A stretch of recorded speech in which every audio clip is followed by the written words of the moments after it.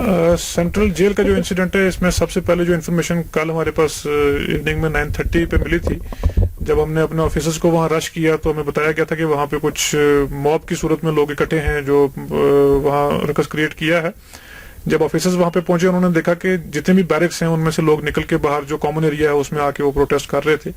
उसके बाद हम लोग गए वहां पे, मैं खुद विजिट किया वहां पे, डीआईजी एसएसपी तमाम टीम वहां पे थी, और हमने वहां पे देखा कि मैसिव स्केल में, एक लार्ज स्केल में वहां पे डैमेज किया जा रहा था बिल्डिंग को, और जो किचन का जैसे मटेरियल था वहां से एलपीजी सिलेंडर्स उठा के 4 मेजर ब्लास्ट किए गए।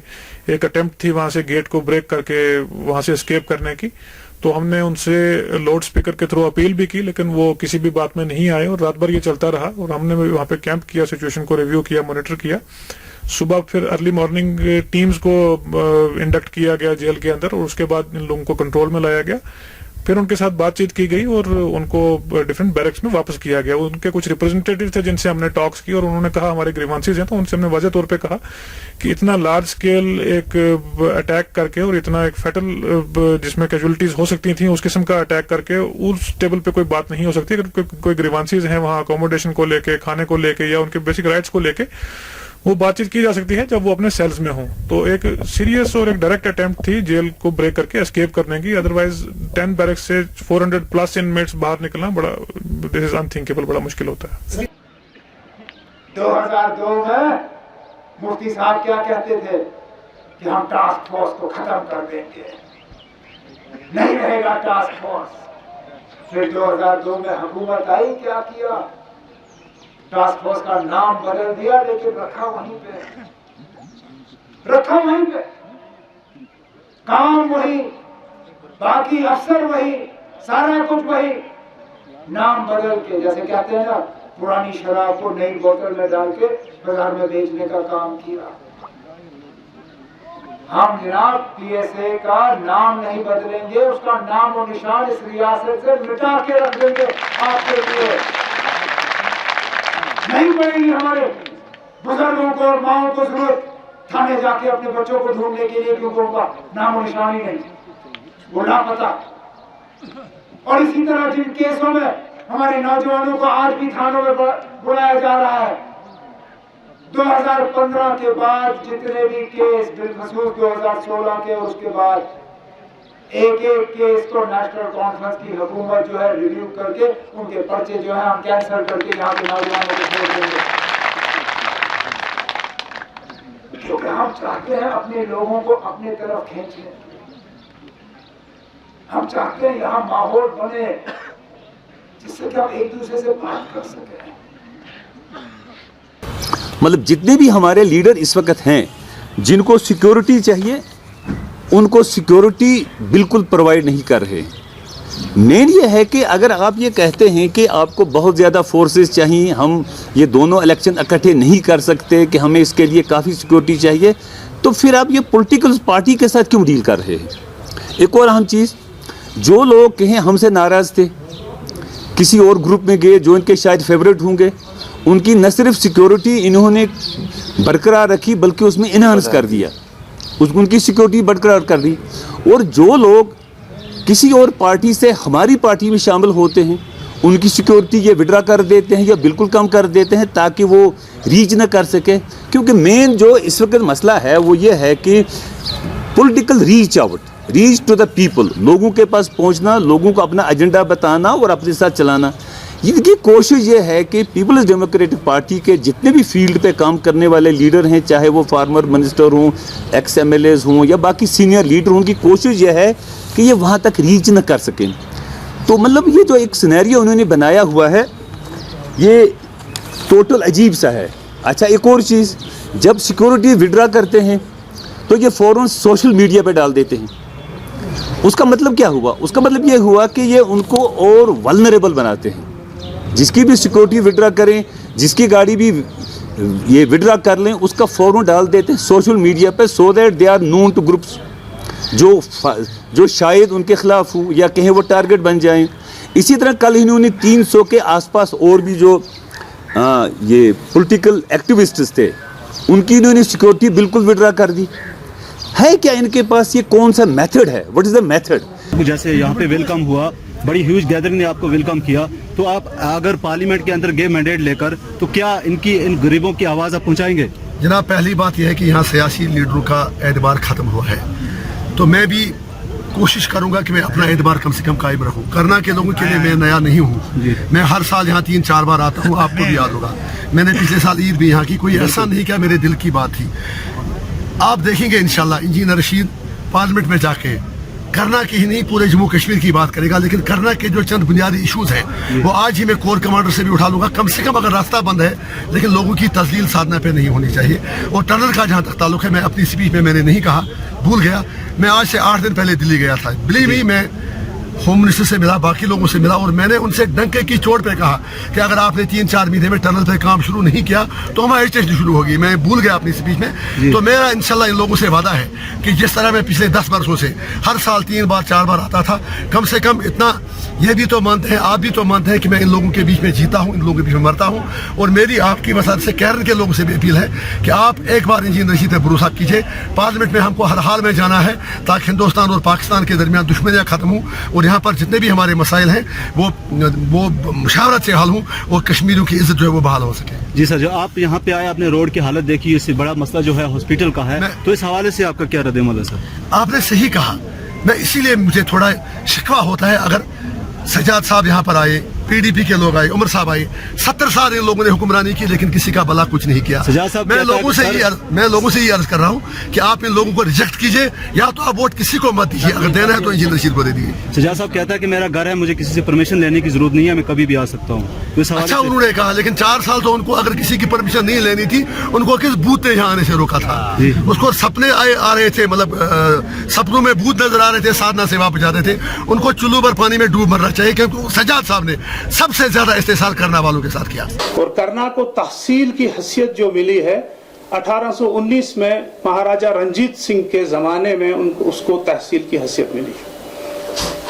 आज तक डिकेड्स चले गए, सेंचुरीज हो गए, करना आगे आज आने के बजाय पीछे जा रहा है। उसकी वजह सिर्फ यही है कि जो भी हमारे मेन स्ट्रीम पार्टीज हैं, पॉलिटिशियंस हैं, या वहाँ के लोग जो जोमा हैं, इसके जिम्मेदार वो लोग हैं, और ख़ासकर नेशनल कॉन्फ्रेंस जो अभी तक आज तक वहाँ पे पिछले दौर तक वहाँ पे रूलिंग पार्टी रही है, हमारे मौलवी कफीलुर रहमान साहब। लेकिन करना की तरफ किसी ने खैर ख्वाह तवज्जो दी नहीं, आज तक बिल्कुल नहीं दी। वहाँ के रोड्स आप देख लीजिए, वहाँ के आप स्कूलों की हालत देख लीजिए, वहाँ के हॉस्पिटल्स देख लीजिए, वहाँ की कनेक्टिविटी बिल्कुल नहीं है। 4 महीने करना जो है वो हमारे वैली से बिल्कुल कट ऑफ रहता है, डिटैच रहता है। तो उस दौरान कोई हेलीकॉप्टर सर्विस नहीं है वहाँ पे। हमारे बीमार जो हैं या हमारे स्कूल के बच्चे जो हैं, जो करना से, हमारे भाई हैं, हमारे बहन जो हैं करना से यहाँ पे यूनिवर्सिटी जो बच्चे यूनिवर्सिटीज में पढ़ते हैं, वो यहाँ आके उनको किराए पे घर वगैरह लेकर यहाँ पे एकोमोडेशन उनको बहुत ही कॉस्टली पड़ता है ये चीज। लेकिन आज तक किसी ने ये बादर नहीं किया, किसी पॉलिटिकल पार्टी ने ये बादर नहीं किया कि वहां पे एक यूनिवर्सिटी कैंपस हो।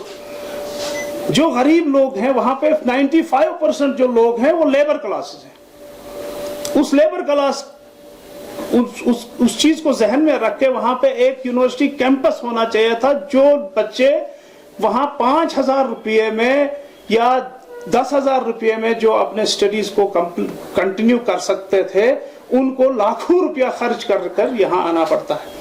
और यहाँ पे एकोमोडेशन वगैरह, उसके बाद जितने भी मतलब मुसीबतें उनको हैं, जितने भी सख्तियां उनको वो झेलते हैं यहाँ पे, वो बिल्कुल नाकाबिल बयान है। और आप खुद देखेंगे टीवी में, पहली बार कोई पार्लियामेंट मेंबर जो 100% अटेंडेंस देता है। हमारे यहाँ पे अभी तक पार्लियामेंट मेंबर्स ने 11% या 15% की अटेंडेंस पार्लियामेंट में दी है। तो अगर यहाँ कश्मीर का इतना बड़ा मुद्दा है, इतना बड़ा स्ट्रेस है, तो दैट मीन्स पार्लियामेंट मेंबर्स को पार्लियामेंट में। और हमारा जो 5A आर्टिकल है 370 उसको लीगली ब्रिज करता है, जो उसको गारंटी देता है। अगर आज तक हमारे गवर्नमेंट ने, अगर हमारे कॉन्स्टिट्यूशन ऑफ इंडिया ने ये राइट दिया है, स्पेशल राइट दिया है जम्मू कश्मीर के आम आदमी को, उसमें सिर्फ मुसलमान ही नहीं आता, उसमें कश्मीरी पंडित है, उसमें सिख है, उसमें बुद्ध है, उसमें सारे लोग हैं, ईसाई है।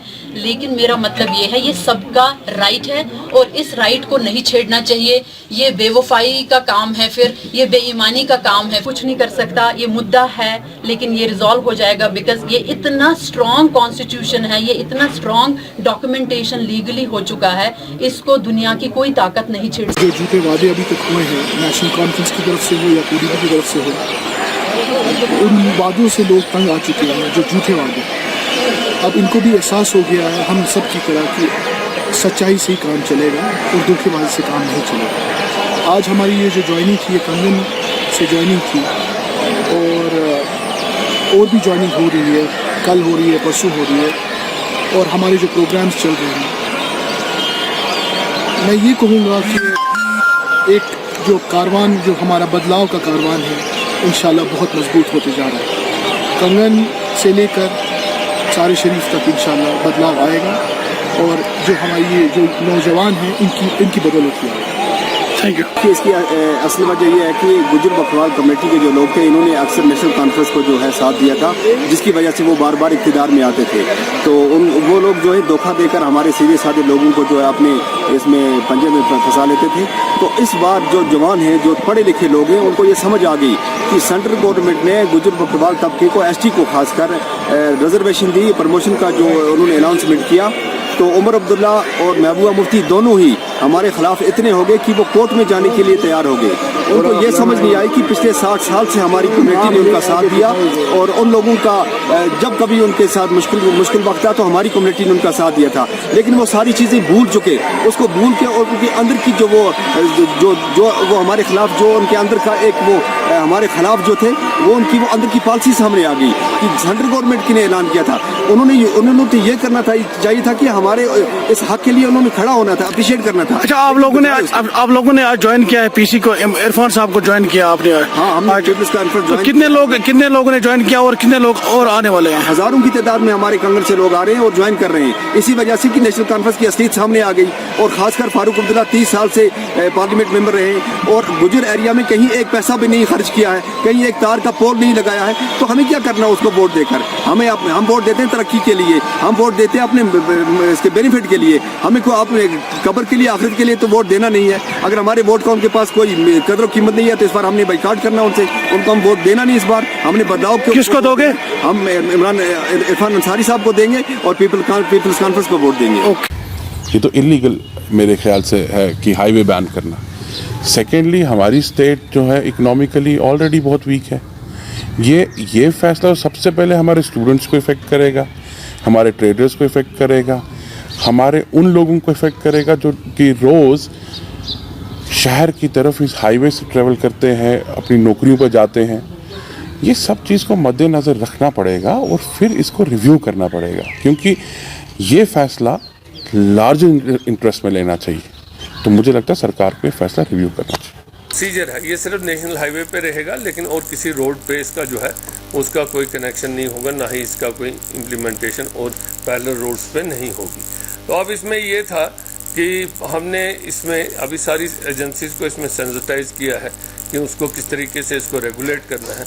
और मैंने जैसे आपको बताया कि इसमें कौन कौन से एक्सेप्शंस लिए जाएंगे, और चाहे वो इसमें एक और भी हमने रखा कि जो टूरिस्ट व्हीकल्स होंगी उनको भी आफ्टर ड्यू स्क्रूटनी जो है और जो रजिस्ट्रेशन के बाद जो है उनको छोड़ा जाएगा, या कुछ लोगों ने जिन्होंने एयरपोर्ट जाना है या फ्लाइट कैच करनी है, उनके लिए भी जो टिकट वगैरह है हमने जगह जगह पे कई पूरे हाईवे को हमने डिवाइड किया है सेक्टर्स में और जोन्स में, तो ताकि वहाँ पे मजिस्ट्रेट भी रहे और पुलिस के साथ मजिस्ट्रेट रहे जो उनकी वेरिफिकेशन करेगा और साथ ही उनको फिर अलाउ भी करेगा।